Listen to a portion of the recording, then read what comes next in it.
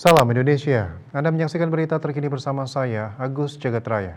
Direktorat Tindak Pidana Umum Bareskrim Polri melakukan penangkapan terhadap 3 tersangka penipuan melalui aplikasi Kencan Daring yang meraup keuntungan hingga 50 miliar rupiah.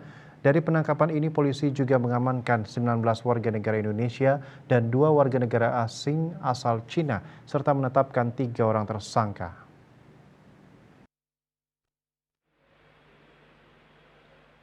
Direktorat Tindak Pidana Umum Bareskrim Polri membongkar praktik kelompok penipuan daring jaringan internasional yang berada di Jakarta pada 17 Januari. Dari hasil penggerebekan, polisi mengamankan 19 warga negara Indonesia, 2 warga negara asing, dan menetapkan 3 orang tersangka.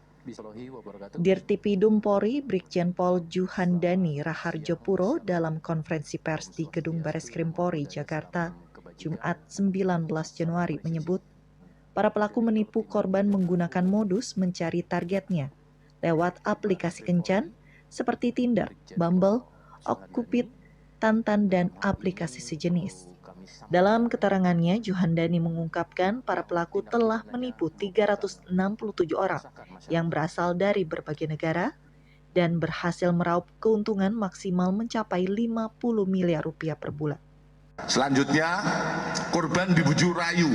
Bujuk rayunya untuk dapat berbisnis membuka akun toko online melalui link http shop66hccgolf.com.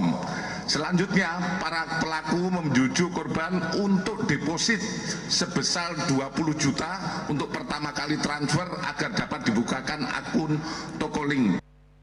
Dari kasus ini, polisi mengamankan 90 unit telepon genggam dan laptop yang digunakan para pelaku untuk beroperasi.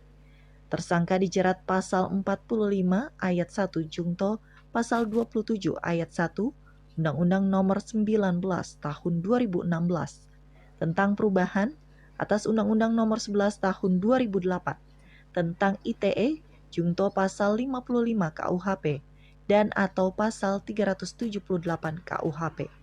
Dari Jakarta, Angga, Kantor Berita Antara mewartakan.